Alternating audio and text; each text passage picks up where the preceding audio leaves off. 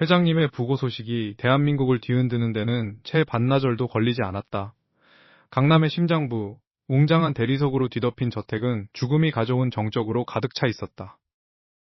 평소라면 거들떠보지도 않았을 화려한 조화들이 복도를 가득 메웠고 그 사이를 흐르는 공기는 비린내 섞인 긴장감으로 팽팽하게 당겨져 있었다. 사람들은 슬픈 척 눈물을 닦아냈지만 그들의 눈동자는 끊임없이 주변을 살피고 있었다. 누가 무엇을 가졌는가, 누가 더 많은 지분을 챙겼는가. 그들의 머릿속은 이미 숫자로 가득 찬 전쟁터였다. 나는 검은 상복을 입고 거울 앞에 섰다. 내 모습은 지나치게 평온했다. 슬픔? 그런 감정은 사치였다. 나에게 이 상황은 단순한 죽음이 아니라 거대한 제국이 텅 비어버린 틈을 타 누가 가장 먼저 옥좌에 앉느냐는 전략 게임의 서막일 뿐이었다. 정말 오시겠습니까? 변호사의 떨리는 목소리가 등 뒤에서 들려왔다. 나는 대답 대신 옷매무새를 가다듬었다. 대담하게, 그리고 가장 차갑게.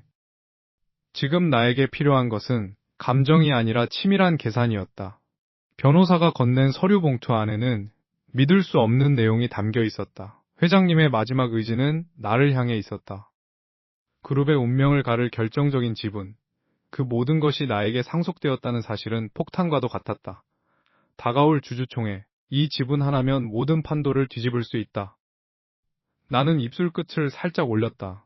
그들은 나를 그저 변방에 있는 조카 정도로 생각하겠지만 판은 이미 내가 짠 대로 움직이기 시작했다. 이 종이 한 장이 그들의 야망을 무너뜨릴 가장 치명적인 무기가 될 것이다. 방 안은 숨소리조차 들리지 않을 만큼 조용했다. 서류를 다시 한번 훑어보는 동안 내 심장 소리는 평소보다 더욱 규칙적으로 뛰었다. 나는 결코 서두르지 않았다. 준비된 자만이 이 잔인한 권력의 중심에서 살아남을 수 있다는 것을 잘 알고 있었으니까. 수십 년간 기업을 갉아먹으며 자신들의 배를 채워온 임원들, 그 음흉한 뱀 같은 자들을 어떻게 하나씩 쳐낼지 머릿속으로 시뮬레이션을 그렸다. 저들이 꾸미고 있을 조직적인 배신도 그들의 가식적인 위로도 나에게는 그저 패배자의 비명에 불과했다. 준비되셨습니까? 변호사의 재촉에 나는 고개를 끄덕였다. 문을 열자 마치 기다렸다는 듯 밖의 소음이 물밀듯이 밀려들어왔다. 복도 한가운데 그룹을 주무르던 임원들이 삼삼오오 모여 있었다. 그들은 나를 보자마자 대화를 멈췄다. 찰나의 정적, 그리고 이어진 것은 뱀들이 또아리를 트는 듯한 차가운 시선들이었다. 그들의 눈빛에는 공포와 경멸, 그리고 내가 가진 것을 뺏어버리겠다는 노골적인 사리가 서려 있었다. 특히 상무이사 박 씨의 입꼬리가 비틀리며 섬뜩한 미소를 지어 보였다. 나는 그들의 시선을 피하지 않았다. 오히려 더 당당하게 허리를 펴고 그들 사이를 걸어 나갔다. 그들의 서늘하고도 끈적한 시선이 내 등을 찌르는 것이 느껴졌다. 주주총회까지 앞으로 일주일, 그동안 너희들의 목을 조일 밧줄을 하나씩 매듭 지어주마. 나는 복도 끝에서 멈춰서서 그들을 향해 아주 천천히, 그리고 서늘하게 고개를 돌려 그들의 눈을 똑바로 응시했다. 무언가 잘못되었다는 것을 직감한 듯 그들의 눈동자가 흔들리는 것이 보였다. 이제 진짜 게임이 시작된다. 회장님의 갑작스러운 연결식이 끝나고 회사로 복귀한 지 딱 사흘째 되는 날이었다. 창밖으로는 억수같이 쏟아지는 빗줄기가 회색빛 빌딩 숲을 집어삼키고 있었다. 내 집무실 책상 위에는 수북하게 쌓인 서류 더미들이 놓여 있었다. 아버지가 남기신 지분 상속 절차를 마무리하기 위한 관련 문서들이었다. 그런데 무언가 이상했다. 꼼꼼하게 검토하던 내 눈이 특정 페이지에서 멈췄다. 가장 핵심이 되어야 할 주식 양도 계약서의 부속 서류들이 누락되어 있었다. 분명 법무팀에서 어제 오후까지 전달하겠다고 했던 자료들이었다. 나는 깊은 한숨을 내쉬며 넥타이를 거칠게 풀어헤쳤다. 단순히 실무자의 실수라고 치부하기엔 찝찝함이 가시질 않았다. 지난 며칠간 회사의 기류가 묘하게 바뀌었다. 복도를 지날 때마다 들려오던 직원들의 소곤거림, 내 시선이 닿으면 서둘러 고개를 돌리는 임원들의 불안한 눈빛. 그 모든 조각들이 하나의 퍼즐로 맞춰지기 시작했다. 전략적인 사고를 발휘해야 할 때였다. 나는 펜을 내려놓고 의자 깊숙이 몸을 기댄 채 지난 며칠간의 흐름을 머릿속으로 시뮬레이션했다. 그때였다. 닫힌 문틈 사이로 낯익은 목소리가 들려왔다. 전략기획실장의 목소리였다. 그는 본래라면 지금쯤 진행되어야 할 임원 회의실이 아닌 아무도 찾지 않는 별관 3층의 비상회의실 근처를 서성이고 있었다. 호기심이 발동한 나는 숨을 죽인 채 발소리를 죽여 복도로 나갔다. 어둠이 짙게 깔린 복도 끝, 살짝 열린 문틈 사이로 희미한 불빛이 새어나오고 있었다. 귀를 기울이자 익숙한 이름들이 들려왔다.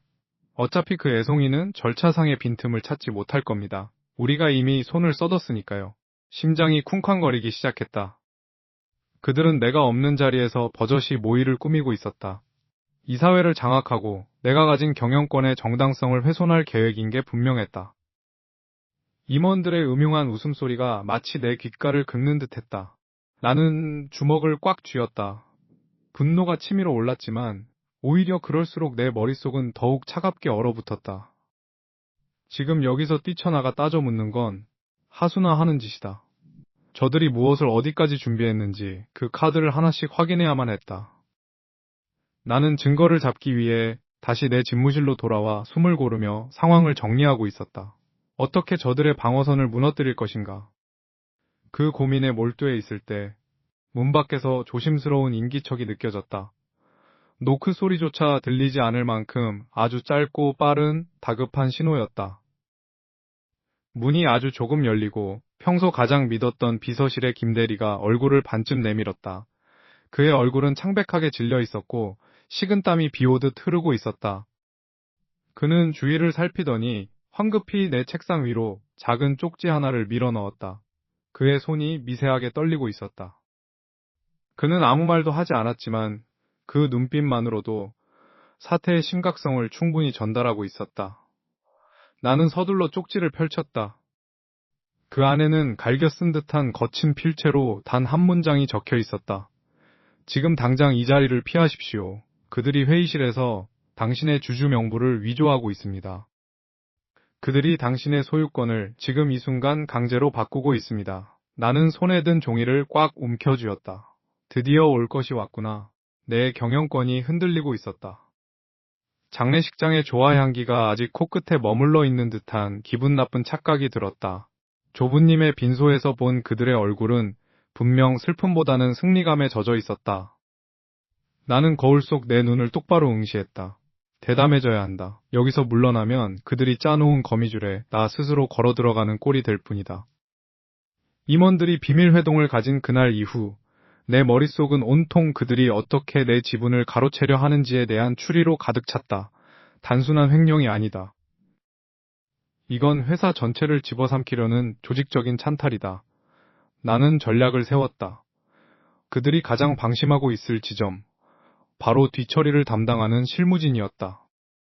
나는 임원진의 측근들이 누구와 연결되어 있는지 은밀히 추적하기 시작했다. 그들의 법인카드 사용 내역, 최근 잦은 접촉이 있었던 외부 인물들, 그리고 그들이 숨기고 있는 가족 관계망까지. 며칠 밤을 새우며 방대한 자료를 뒤진 끝에 나는 법무팀 소속의 박대리라는 인물에게 시선이 꽂혔다. 그는 회사의 모든 법적 서류를 검토하는 위치에 있었고 최근 임원들이 주최한 모임에 유독 빈번하게 참석했던 자였다.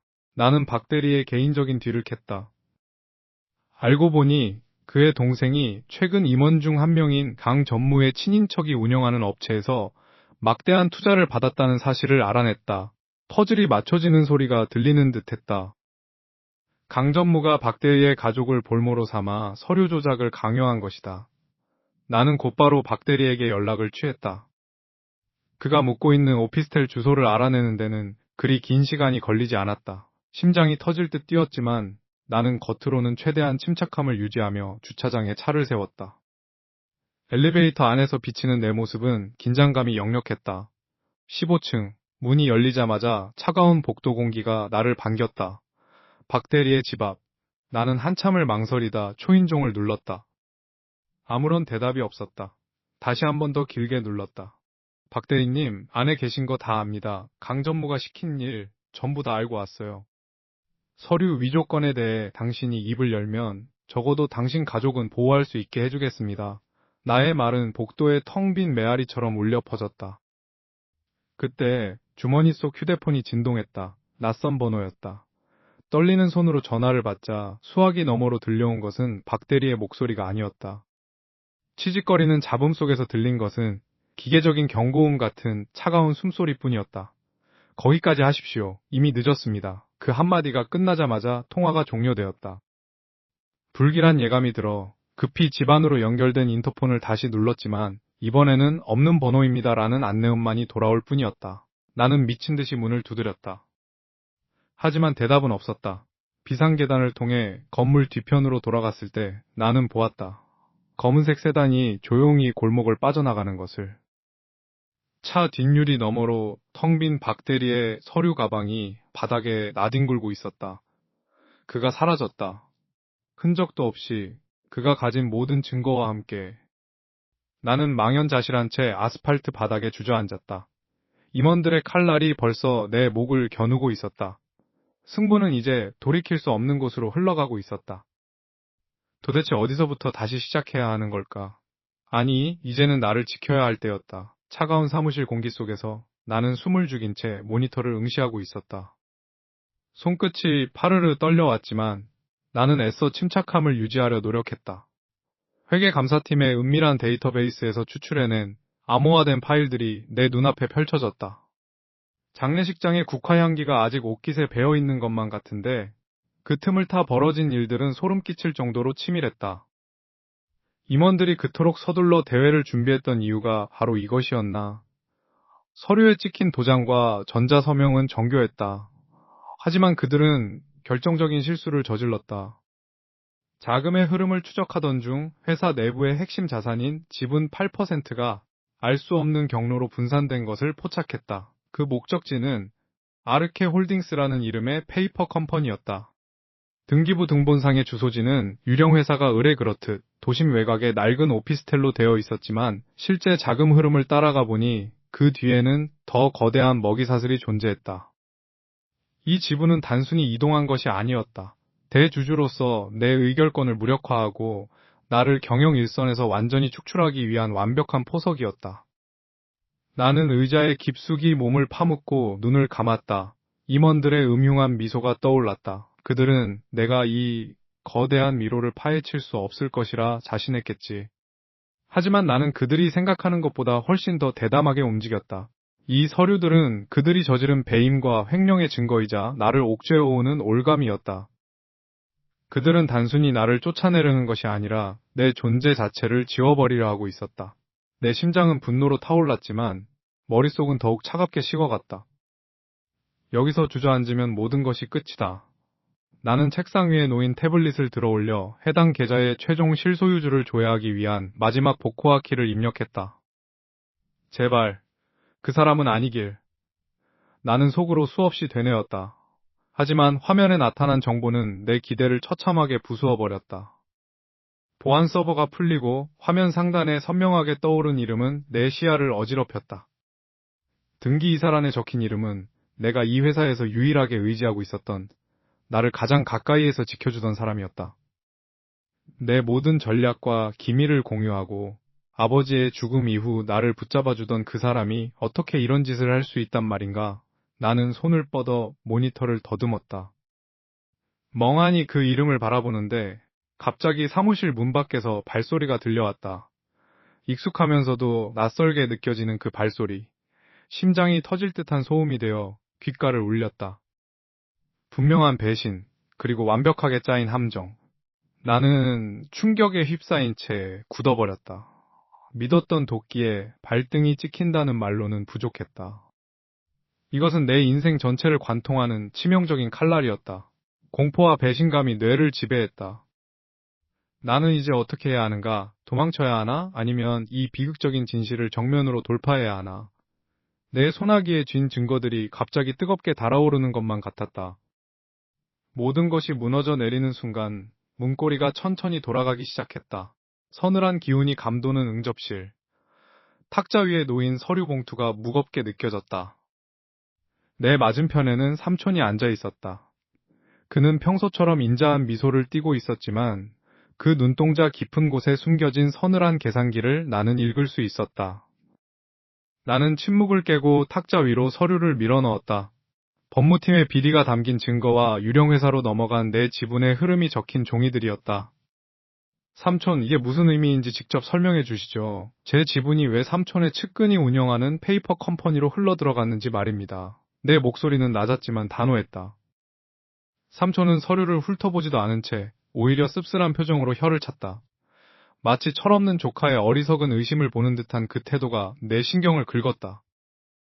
얘야, 내가 아직 경영 일선에 서본 적이 없으니 이런 오해를 할 수도 있겠구나. 이건 기업 승계 과정에서 발생할 수 있는 합법적인 자산 분산 관리일 뿐이야. 내 경험 부족이 이런 불필요한 공포심을 자극한 것 같아 마음이 아프구나. 그는 여유롭게 찻잔을 들어 입술을 축였다. 비열한 연극이었다. 그들은 이미 모든 증거를 인멸하고 법적으로 완벽하게 포장된 거짓말을 준비해 두었을 터였다. 나는 자리에서 일어나 그를 쏘아보았다. 손끝이 떨릴 정도로 분노가 치밀었지만 전략적으로 침착함을 유지해야 했다. 합법적인 관리요? 제 승인도 없이 진행된 일을 그렇게 부르진 않죠. 이건 명백한 횡령이자 배임입니다. 그러자 삼촌은 긴 한숨을 내쉬며 조용히 스마트폰을 꺼내 탁자 위에 올려두었다. 화면에는 날짜가 찍힌 녹취록과 디지털 서명 로그가 떠올랐다. 그것은 내가 해당 지분을 자발적으로 위임했다는 내용을 담은 아주 정교하게 조작된 디지털 문서였다. 그리고 그 옆에는 내가 과거에 서명했던 서류의 필체와 똑같이 복제된 고해상도, 이미지 파일까지 나란히 정렬되어 있었다. 이게 네가 직접 서명한 권한 위임장이야. 법무팀과 외부 감사기관의 확인까지 다 거친 완벽한 문서지. 네가 경영권을 쥐기엔 아직 너무 미숙하다고 판단되어 우리가 잠시 맡아주기로 한 건데 이렇게까지 몰아세우니 삼촌은 정말 서운하구나. 내 심장이 덜컥 내려앉았다. 그가 제시한 증거는 너무나도 완벽했다. 법적인 허점은 어디에도 없었다. 오히려 내가 이 문제를 제기함으로써 회사 경영의 차질을 빚고 내부 분열을 조장하는 위험한 상속인이라는 프레임만 완성되는 꼴이었다. 삼촌의 얼굴에는 승리의 미소가 번지고 있었다. 나는 내 발밑이 무너져 내리는 것을 느꼈다. 그들은 단순히 지분을 빼앗아간 것이 아니었다. 나를 완벽하게 고립시키고 내가 스스로 파멸의 길로 걸어 들어가게 만들고 있었다. 더 이상 뒤로 물러설 곳은 없었다. 하지만 내 앞에 펼쳐진 절벽은 너무도 깊고 아득해 보였다. 나는 차갑게 식어가는 찻잔을 바라보며 이 지독한 올가미 속에서 어떻게 빠져나가야 할지 머릿속이 하얗게 타들어갔다. 덫은 이미 닫혔고 나는 그 한가운데 갇히고 말았다. 그날 밤 사무실의 공기는 평소보다 훨씬 더 무겁고 차갑게 가라앉아 있었다. 책상 위에 놓인 작은 USB 하나. 그 안에 담긴 것은 단순한 데이터가 아니라 내 인생을 송두리째 뒤흔들 폭탄이었다. 심장이 귓가에서 쿵쾅거리는 소리가 들릴 정도로 긴장감이 팽팽하게 당겨졌다. 나는 떨리는 손으로 노트북을 열고 파일을 재생했다. 화면 속에는 낯익은 회의실 풍경이 펼쳐졌다. 그곳에는 평소 회사 운영을 좌지우지하던 임원들이 모여 앉아 있었다. 그들의 표정은 사무실에서 보던 근엄한 모습과는 완전히 달랐다. 음흉한 미소, 거침없는 언사. 그들이 나를 철없는 상속자로 치부하며 내 지분을 갈취하고 회사를 껍데기만 남겨 경영권을 박탈하려는 구체적인 시나리오가 적나라하게 드러났다. 그 아이가 눈치채기 전에 모든 법적 절차를 마무리해야 합니다. 서류 조작은 완벽해요. 어차피 이 사회는 우리 편이니까요. 임원들의 대화가 이어질수록 내 혈압은 치솟았다. 하지만 진짜 충격은 영상 후반부에서 터져나왔다. 회의실 문이 열리고 내가 가장 믿고 의지했던 아버지의 오른팔이자 내게는 든든한 멘토였던 작은 아버지가 들어왔다. 그는 임원들을 향해 여유롭게 웃으며 와인잔을 들어 올렸다. 준비는 잘 되어 가나? 그 녀석은 내가 잘 다독이고 있으니 걱정할 것 없어. 상속 절차가 끝나고 나면 회사의 진짜 주인은 바로 우리들이 될 테니까. 그의 목소리는 너무도 다정해서 소름이 끼쳤다. 내가 고민을 털어놓을 때마다 따뜻한 조언을 건네주던 그 입술이 내 몰락을 설계하고 있었다니. 나는 화면을 응시하며 마른 침을 삼켰다. 세상이 무너지는 것 같은 배신감에 숨이 막혔지만 대담하게 전략을 짜야 했다. 여기서 무너지는 순간 아버지의 유산은 물론 나의 존재 자체가 지워질 것이라는 사실을 직감했다. 나는 주먹을 꽉 쥐었다. 그들의 오만함이 곧 그들을 파멸시킬 덫이 될 것이다. 모든 계획은 완벽해 보였다. 법무팀의 매수, 서류 위조, 그리고 이사회를 장악한 그들의 세력까지. 그들은 거대한 거미줄을 쳐놓고 내가 그 안에 걸려들기만을 기다리고 있었다. 나는 책상 위에 놓인 녹음기와 영상을 번갈아 보며 차갑게 웃었다. 감정은 사치였다. 이제는 감정을 죽이고 사냥꾼이 되어야 할 시간이었다. 하지만 문득 두려움이 스쳤다. 과연 이 증거가 저 거대한 카르텔을 무너뜨리기에 충분할까? 아니면 이 증거를 들이미는 순간 나는 그들이 파놓은 늪에 더 깊이 빠져버리게 될까? 나는 창밖의 어두운 도시를 내려다보았다. 저 화려한 불빛들 속에서 그들은 승리를 예감하며 축배를 들고 있겠지. 나는 떨리는 손으로 파일을 다시 한번 백업했다. 손에 쥔 이 작은 USB 하나가 내게는 유일한 구원이자 마지막 무기였다. 그러나 이 압도적인 세력의 뿌리는 내가 생각한 것보다 훨씬 더 깊고 넓게 뻗어 있었다. 과연 나는 이 전쟁에서 살아남아 아버지의 자리를 지킬 수 있을까? 다음 수를 두기도 전에 그들이 이미 내 목을 조여오고 있는 것은 아닐까? 숨이 막히는 정적이었다. 대리석 식탁 위로 차가운 조명만이 내려앉은 가족 식사 자리. 나는 떨리는 손을 꽉 쥐고 품 안에 작은 USB를 느껴보았다. 이 안에 든 증거들, 내 인생을 송두리째 뒤흔든 숙부의 추악한 민낯이 담긴 그 기록들이 오늘 밤 내 방패가 되어줄 것이라 믿었다. 하지만 그것은 오만한 착각이었다. 숙부님, 아니, 이제는 그렇게 부르기도 역겹군요. 나는 나지막한 목소리로 입을 열었다. 모두의 시선이 일제히 나에게 꽂혔다. 그들의 눈빛에는 슬픔이나 당혹감은 없었다.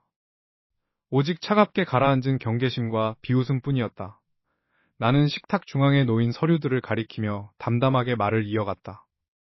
기업 법무팀을 사주해 제 지분을 빼돌리고 차명 계좌로 비자금을 조성하셨더군요. 저를 도와주겠다며 뒤에서 칼을 갈고 계셨던 건가요?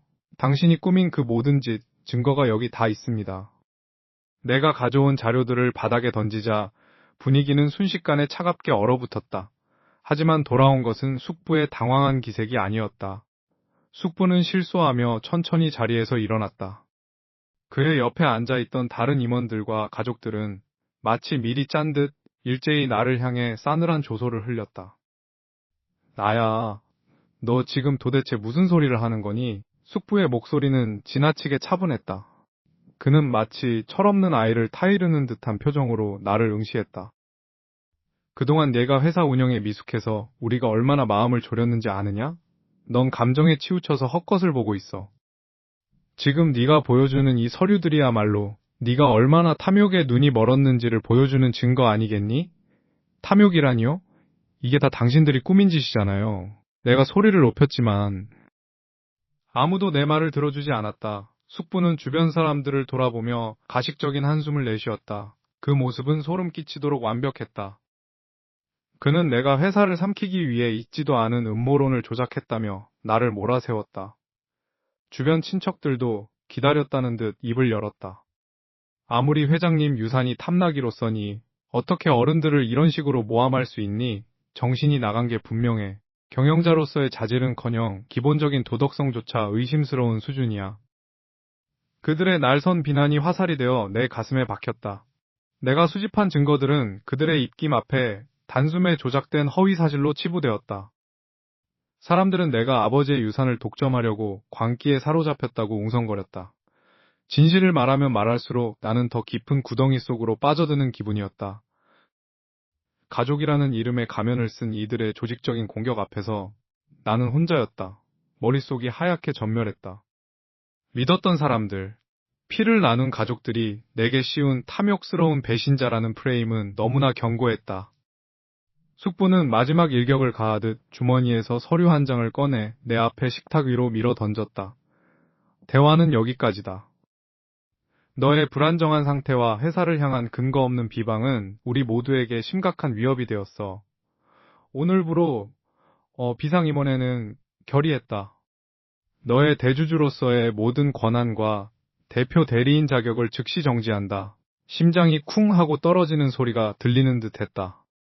대주주로서의 권한이 박탈당한다는 것은 코앞으로 다가온 대주주 총회에서 내가 무력하게 무너질 것을 의미했다. 모든 노력이 물거품이 되려는 찰나 숙부가 차갑게 웃으며 마지막 대못을 박았다. 대주주 총회? 그런 건 꿈도 꾸지 마라. 내일 아침 내가 이 자리에서 쫓겨나는 것부터 보게 될 테니까. 드디어 결전의 날이 밝았다. 주주총회장이 위치한 호텔의 거대한 유리문 앞. 나는 잠시 걸음을 멈추고 거울 속에 비친 내 모습을 응시했다. 수트의 깃을 정돈하는 내 손끝은 놀랍도록 차분했다. 지난 수개월 동안 겪었던 배신과 음모, 그리고 가족이라는 이름의 가면을 쓴 그들의 추악한 민낯이 머릿속을 스쳐 지나갔다. 이제 이 모든 연극을 끝낼 시간이다. 나는 심호흡을 한번 크게 내쉬고 무거운 문을 밀고 들어갔다. 회장 안은 이미 숨이 막힐 듯한 긴장감으로 가득 차 있었다. 수많은 주주와 취재진, 그리고 그 중심에서 승리를 확신한 듯 여유로운 미소를 짓고 있는 임원들의 모습이 보였다. 그들은 마치 내가 오늘 패배를 인정하고 쫓겨날 것을 미리 알고 있다는 듯 힐끔거리며 비릿한 눈빛을 교환했다. 그들 중에는 나를 가장 신뢰했던, 아니 신뢰하는 척했던 작은아버지도 있었다. 그는 단상 위에서 주주들을 향해 고개를 숙이며 마치 자신이 회사를 구할 유일한 구원자인 양 연설을 시작했다. 이번 경영권 위기는 선대 회장님의 급작스러운 부재와 미숙한 후계자의 독단적인 판단 때문입니다. 우리 임원진은 회사의 안전과 주주들의 이익을 위해 비상대책위원회를 구성하고 책임 있는 경영을 이어가고자 합니다. 임원들의 계획은 치밀했다. 나를 무능력자로 몰아붙이고 투표를 통해 내 경영권을 박탈하려는 시나리오는 완벽해 보였다. 주주들의 웅성거림이 커졌고 일부는 임원들의 선동에 동조하며 고개를 끄덕였다.